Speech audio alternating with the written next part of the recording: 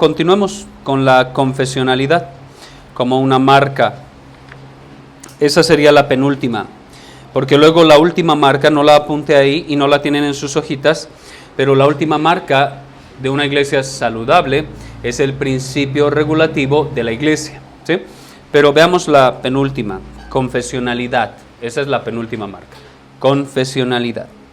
Para esto vamos a responder a dos preguntas básicas. La primera, ¿qué es una confesión?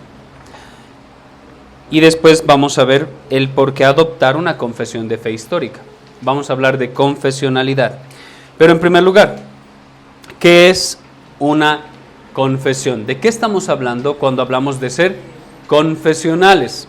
Alguien, tal vez con trasfondo papista, con trasfondo romano, podría pensar que cuando hablamos de confesión, estamos hablando de ese aspecto en el cual se dirigían delante del, ¿cómo se llama? No delante del Papa, el lugar donde se encierra él en ese cuartito, ¿cómo se llama? Confesionario, ¿no?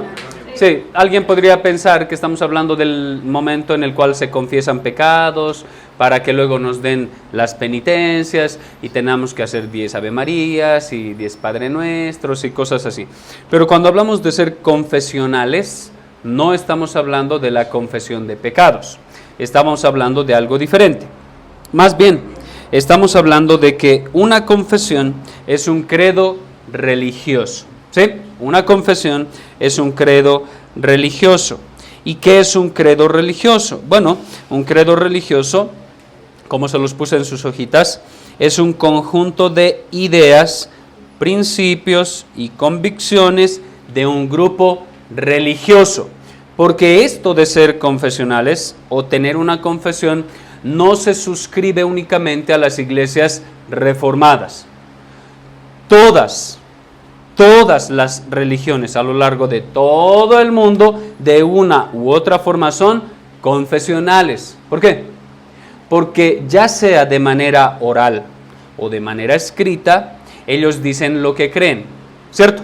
Tienen un credo. Creo en esto, creo en esto, creo en esto, ¿cierto? Por ejemplo, si les pregunto, de hecho algunos me dicen, en la iglesia no debería hablarse nada de doctrina, solo Biblia. Nada de doctrina, ¿eso para qué? Háblame de la Biblia, ¿ok? ¿Qué es la Biblia? Su respuesta es que, yo creo que la Biblia es la palabra de Dios. Eso es un credo. Porque me estás diciendo, creo que la Biblia es palabra de Dios. Y cuando tú afirmas que la Biblia es palabra de Dios, tú me estás hablando de doctrina. Eso es doctrina. Si yo te digo, ¿quién es el Señor Jesús? Lo que va a salir de tus labios primero va a ser credo. Y lo segundo, doctrina.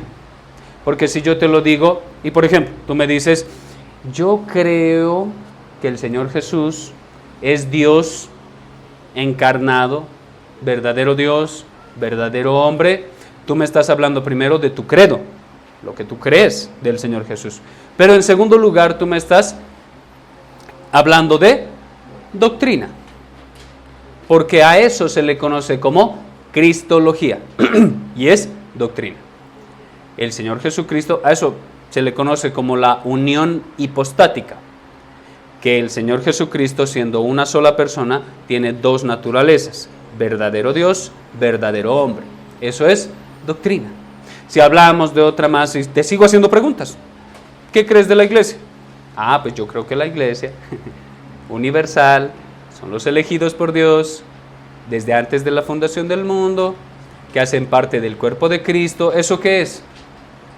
Doctrina.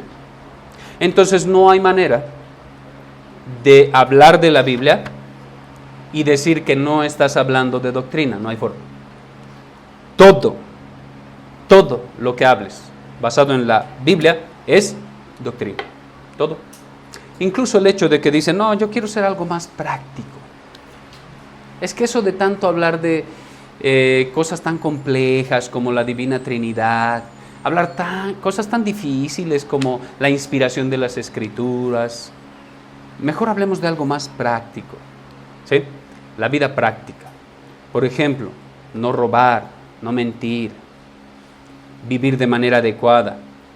Eso también es doctrina. Y cuando dices, yo creo que un cristiano debiera hacer esto, estás hablando de la doctrina práctica que la misma Biblia enseña.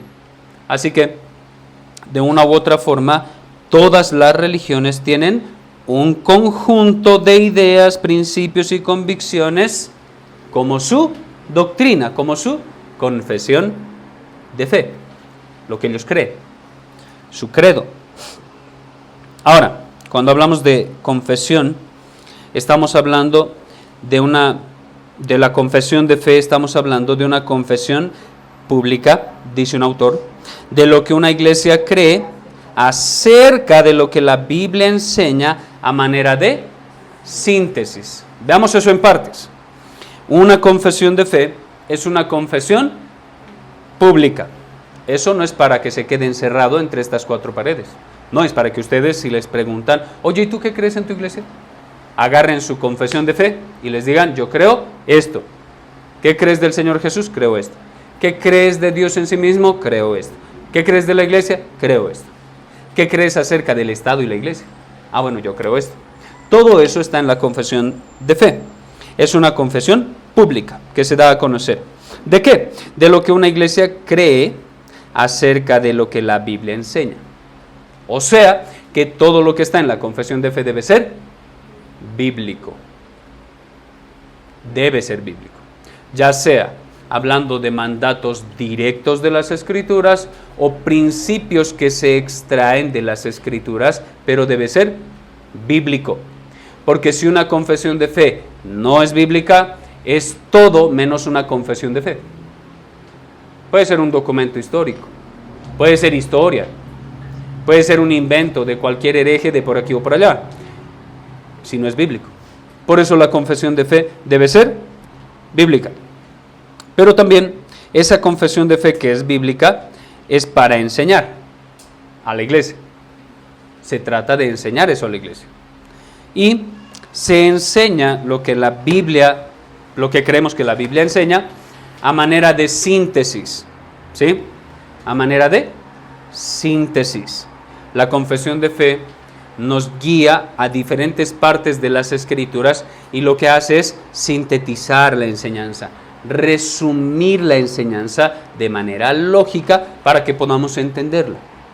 Porque la Biblia, si ustedes la leen desde Génesis hasta Apocalipsis, en ninguna parte se van a encontrar que diga Cristología, capítulo 1.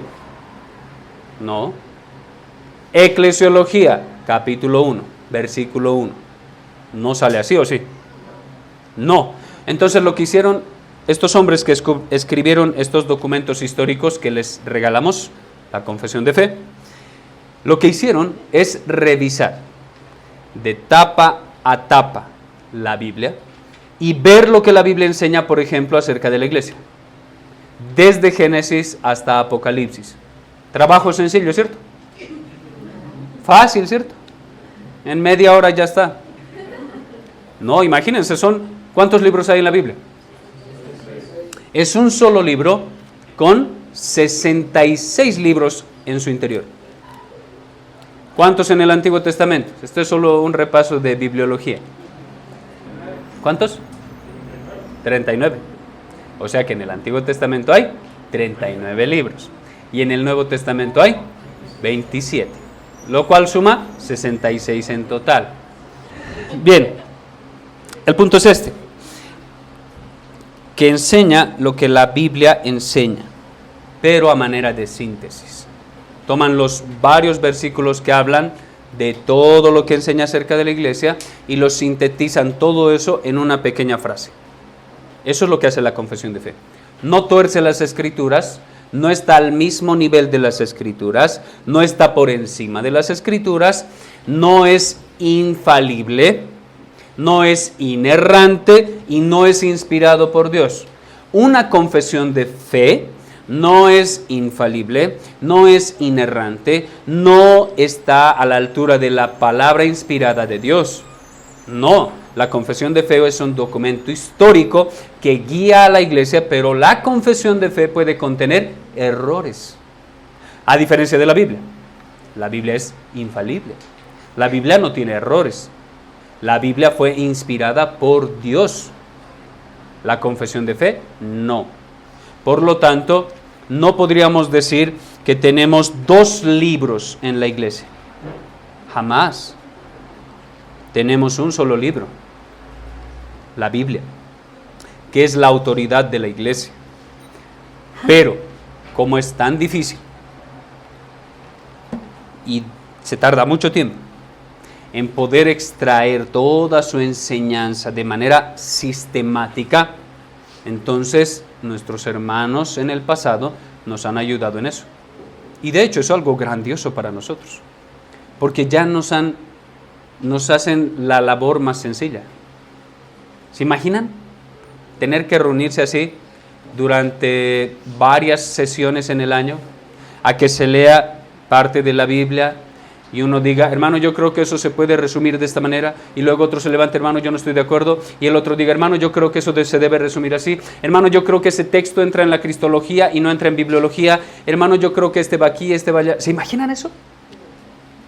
Hermanos, ese es un trabajo muy arduo, pero eso hicieron los hermanos que escribieron la Confesión de Londres de 1689. Por eso, hay un pastor que dice más claramente que la confesión está en el segundo párrafo de sus hojitas, y está con guiones.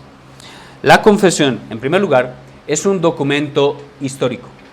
En primer lugar, la confesión es un documento histórico. Si nosotros hacemos nuestra propia confesión en el siglo XXI en el cual nos encontramos, ya no sería un documento histórico, sería un documento nuevo. Pero la Confesión de Londres, escrita en 1689, que se basa en otros documentos que se escribieron antes, como los credos, como las confesiones de Saboya, la confesión de Westminster, la primera confesión de Londres en 1644, se basa en otros documentos, entonces es un documento histórico. Y eso nos ayuda muchísimo, porque ¿qué significa? Que ellos revisaron la historia y vieron si en algún momento de la historia ya se declaró algo como herético, para no volver a caer en el mismo error. Nos ayuda eso, a guardarnos del error. Por eso es un documento histórico. ¿Qué más dice? Ese documento histórico sirve como un estándar doctrinal de la iglesia local. ¿Qué significa eso? ¿Dónde está nuestra unidad? En que nos amamos mucho, ¿cierto? ¿Dónde está nuestra unidad? ¿En que todos viven aquí cerquita de la iglesia? En la doctrina. No en esas cosas, esas son secundarias, algunas terciarias y algunas ni interesan. Nuestra unidad está basada en la doctrina. Por eso, lo que enseña la confesión de fe es el estándar doctrinal. Si lo que enseña la confesión de fe, alguien de ustedes no la cree, pero aún así quiere ser parte de la iglesia, debe estar dispuesto a decir, pastor, yo no estoy de acuerdo con lo que enseña la confesión de fe en este punto. Sin embargo, yo voy a guardar silencio y no voy a andar haciendo proselitismo por aquí y por allá, porque yo entiendo que ustedes como iglesia creen en eso. Y yo estoy de acuerdo en que crean en eso, no tengo problema, pero quiero ser parte de la iglesia. Y en ese punto específico en el cual yo no estoy de acuerdo, voy a callar. Voy a guardar silencio. Y punto. ¿Para qué? Para evitar problemas. ¿Qué más dice? Que la confesión, aparte de ser un estándar doctrinal en la iglesia, se encuentra de manera escrita. Preferimos que esté por escrito. Porque si se hace de manera oral simplemente, es peligroso, muy peligroso. ¿Por qué? ¿Recuerdan el pecado de Eva? ¿Qué hizo? Distorsionó su confesión de fe oral. La distorsionó. Porque ¿qué le enseñó Adán a Eva? ¿Qué le enseñó? Dios dijo que no debemos comer del fruto del árbol. Ok. Cuando se hace amiga de la serpiente y le empieza a engañar, Eva, ¿qué le responde? Dios dijo que no debemos comer ni tocar. ¿Qué hizo? Distorsionó su confesión de fe. La cambió. Y eso es peligroso. Por eso nuestra confesión de fe está por escrito. Y por eso se las regalamos. No para que vayan a sus libreros, a sus estantes de libros y la pongan hasta ahí arriba y se llene de polvo. No es para eso. Es para que ustedes de manera personal la lean, vean la base bíblica y sean convencidos por las escrituras que lo que la confesión resume es verdadero, es cierto, y digan amén, estoy de acuerdo con esto. Esa es la idea. Por eso por eso ser confesional debe estar basado en un documento escrito. ¿Qué más dice? Donde se expone e identifica aquellas doctrinas esenciales para la salvación. En primer lugar, en nuestra confesión de fe están las doctrinas más importantes. Todas son importantes, pero hay unas doctrinas que son más importantes para la salvación. Por ejemplo, si alguien niega que el Señor Jesucristo vino en carne, primera de Juan, ¿qué pasa? El tal, según primera de Juan, es un anticristo. Gústele al que le guste y no le guste al que no le guste. La Biblia dice que el Señor Jesucristo se hizo hombre. Y si alguien niega que se hizo hombre, el tal es un gnóstico, por lo tanto un hereje. El tal es un anticristo, o sea, no confiesa al Cristo verdadero. Eso debe estar en nuestra confesión de fe. Si alguien no confiesa eso, no es salvo. Ahora, ¿qué hacemos? ¿Lo echamos de la iglesia? No, ¿cierto? Hay que procurar predicarle el Evangelio. Que el Espíritu Santo lo convenza a través de la palabra predicada, a través del amor de la iglesia, porque no los echamos. No, procuramos recibirlos en amor y explicarles la verdad en amor. Eso debemos hacer. ¿Qué más? No solo expone e identifica las doctrinas esenciales, sino también aquellas doctrinas que son necesarias para el bien espiritual de la iglesia. Es decir, para que la iglesia no solo sea verdadera, sino también saludable. Todo lo que vimos a lo largo de esta semana, hermanos, está basado en la confesión de fe. Todo. Todo está ahí. Pero si se dieron cuenta, fuimos muchas veces ¿a dónde? A la Biblia. Porque la Biblia lo enseña. Sin embargo, la confesión de fe lo resume, lo condensa. Por eso les estuve explicando la confesión de fe, pero también la Biblia, porque la Biblia lo enseña. Bien, eso es una confesión de fe. Una confesión de fe es lo que está ahí, lo que les dije. Ahora, ¿por qué debemos adoptar una confesión de fe histórica? Las iglesias saludables. Eso no es para ser verdadera iglesia, esto es para ser saludables.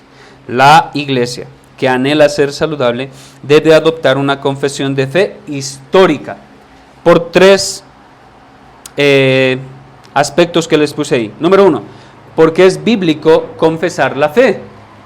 Eso lo han hecho desde los apóstoles. Ellos confesaron su fe. Y aquí simplemente les puse un ejemplo. Primera de Juan capítulo 4 versículos 1 al 3. En el cual vemos estos puntos. Porque es bíblico, porque guarda del error y porque defiende de la verdad. Y eso lo vemos en Primera de Juan capítulo 4 versículos 1 al 3. Ahí se ven esos aspectos. Primera de Juan 4 del 1 al 3. Vean lo que dice. Versículo 1. Amados, el apóstol Juan escribiendo a la iglesia. Y les trata con afecto, con amor. Amados, no creáis a todo espíritu. ¿Qué significa eso? ¿Que habían espíritus predicando en medio de la iglesia? No crean a todo tipo de instrucción.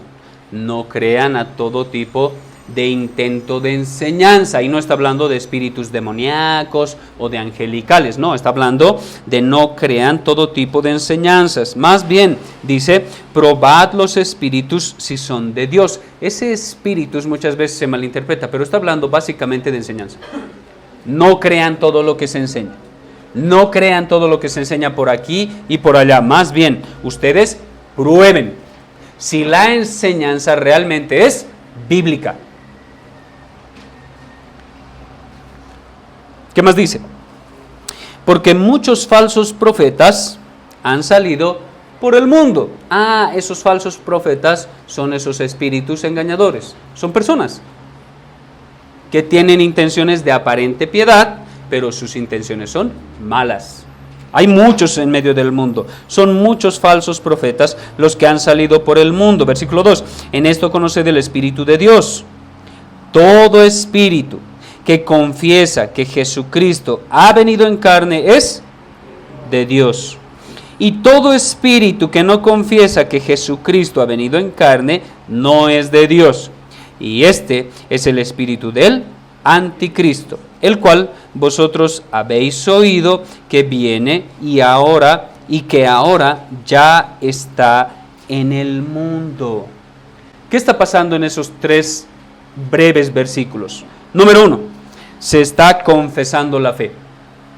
Lo primero que hace, bueno, no lo primero, pero lo más importante aquí, lo que hace Juan es confesar la fe de la iglesia. ¿Cuál es la fe de la cristología de una iglesia verdadera? Lo que dice el versículo 2. Todo espíritu que confiesa que Jesucristo ha venido en carne es de Dios. Eso es confesión de fe. Eso es profesión de fe. Y es una parte de la cristología. Y él está diciendo, todo aquel que confiesa su fe a través de eso es de Dios. O sea que confesar la fe es algo bíblico. Es bíblico, está confesando la fe. Segundo, guarda del error. ¿Cuál era el error aquí? ¿Sí lo vieron? ¿Cuál era el error aquí? Versículo 3. Todo espíritu que no confiesa que Jesucristo ha venido en carne, ahí está el error. Aquellos que estaban enseñando que el Señor Jesucristo nunca se encarnó, porque este tipo de pensamiento filosófico decía, el espíritu es bueno, la carne es mala. Por lo tanto, si Jesucristo es Dios, nunca se encarnó, solo se quedó en espíritu y simplemente se hizo visible. Nunca fue ser humano. Esa era la enseñanza errónea. Pero todo aquel que confiesa ese tipo de enseñanza no es de Dios. Así no les gusta a esas personas, no son de Dios. El texto es claro, ¿sí o no? El texto es muy claro. Pero en tercer lugar, debemos adoptar una confesión de fe histórica, porque esa confesión de fe histórica defiende la verdad. La verdad, hoy en día, a partir de la posmodernidad, en el siglo XX, se ha hecho, ¿qué? Yo sé que saben eso. ¿Qué ha pasado con la verdad? Se ha relativizado. Tu verdad es tu verdad, mi verdad es mi verdad, pero de todas maneras, amémonos, la verdad no importa.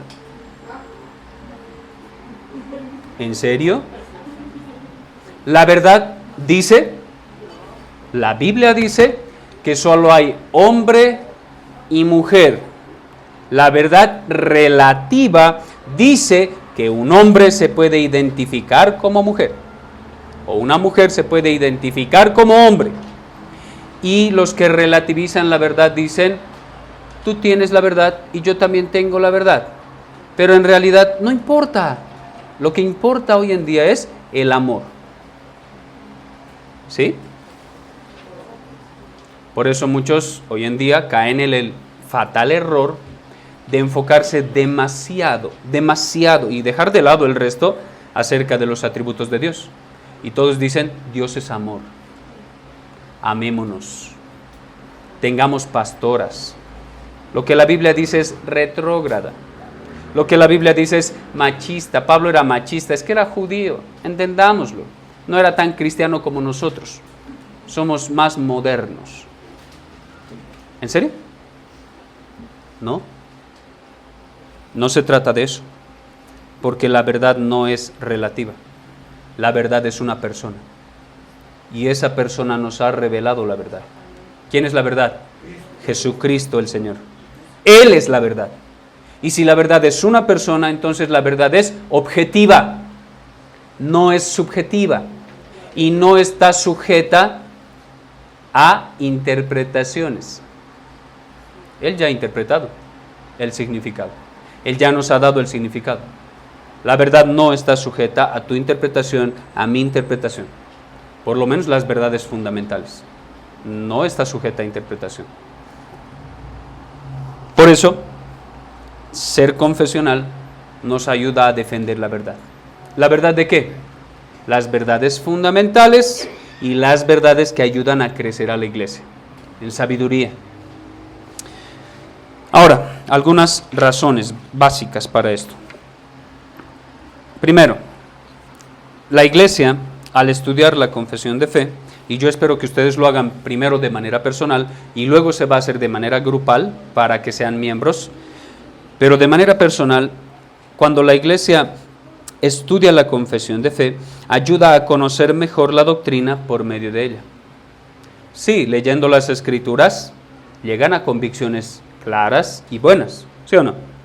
Pero si lo haces de manera sistemática, estudiando doctrina tras doctrina tras doctrina, como hicimos esta semana, que estudiamos la eclesiología, su entendimiento se hace un poco más amplio, su práctica se va a hacer mucho más evidente, porque esa es la idea, ¿cierto?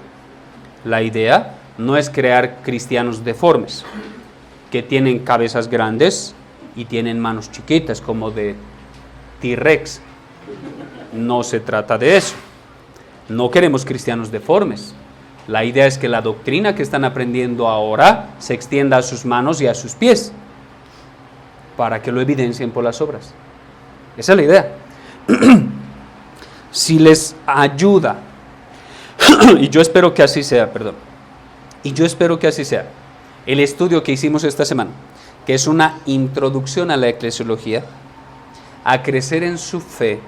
Imagínense, hacemos un estudio de la cristología durante una semana, en la cual ven al Señor Jesucristo en el Antiguo y en el Nuevo Testamento en su gloria máxima, pero no completa, porque nunca vamos a llegar a estudiar todo acerca de eso. Pero les ayudaría a comprender un poco mejor quién es Cristo y amarlo más. Lo mismo que la iglesia, estudiamos más de la iglesia. Y yo espero que los lleve a amar más. Primero la iglesia universal, en segundo la iglesia local. Yo esperaría eso, como un fruto evidente de conocer la doctrina.